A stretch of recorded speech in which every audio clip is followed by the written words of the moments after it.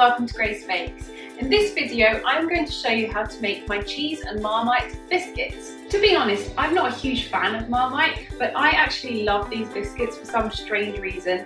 So I actually find they're really good for people who love and hate Marmite. What you want to do is you want to start with the food processor with the dough attachment. If you don't have a food processor, then by all means you can use a mixing bowl and kind of use your fingers to crumble the butter and grate the cheese, and then just mix it all together and you'll have a dough consistency. However, I find this speeds up the process, and instead of it being like a 20-minute process, you cut it down to about 5 minutes. So let's get started. What you'll need is 100 grams of cubed cheese. I've chosen cheddar cheese only because that's my personal favourite. You can use a stronger cheese if you like. I wouldn't use a weak cheese because you do need to get that flavour through the biscuit. So pour this into your food processor. Grab the lid and blend this until the cheese is finely chopped. There you go, the cheese is finely chopped, almost to a paste consistency, so take the lid off and we're going to add the rest of the ingredients. You'll need 50 grams of plain flour, just add this to the bowl. Then you're going to add 25 grams of softened butter. And now for the Marmite. So you want to add a heaped teaspoon of Marmite.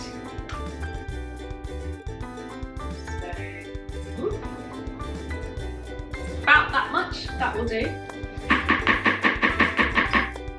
Now if you'd like, you can add some salt and pepper to this, but I find that the Marmite is salty enough, but my husband really likes salty things, so I'm going to add a little more salt just for him. So add about half a teaspoon of pepper and just a sprinkle of salt.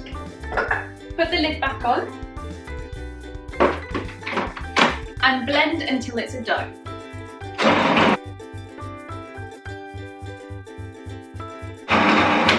So the dough has now come together and it's looking wonderful. So what you want to do is take the dough out, then roll it out and cut into the shapes that you want for your biscuits.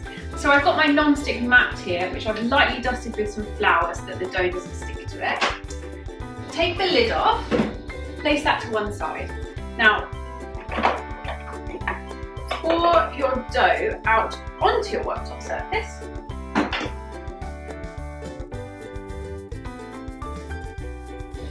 Now grab your rolling pin. I've got one here, and just gently roll it out. You want to roll it out to about ½ centimetre in thickness. And let's say that's about thick enough. I've pre-lined a baking sheet with some parchment paper, and I've got my cutter here. You can use any size or shape that you'd like. I just prefer to use the round one, or you can use the serrated edge, whatever works for you. And just start cutting.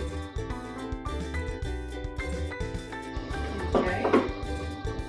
So that's what you're looking for. And just place it on your baking sheet.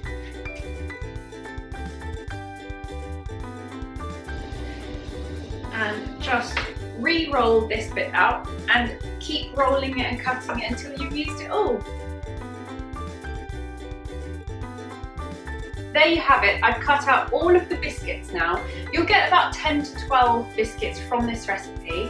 You'll want to pop them into the oven that I've preheated to 160 degrees on a fan assisted setting and let them bake for between 10 to 15 minutes.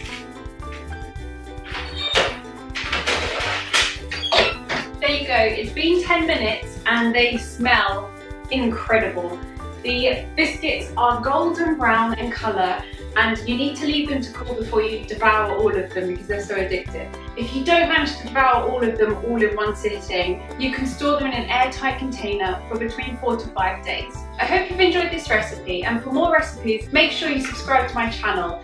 And when you do, there's a little bell icon next to the subscribe button, and make sure you press that so that you're notified when I post new videos. I look forward to seeing you next time. Bye!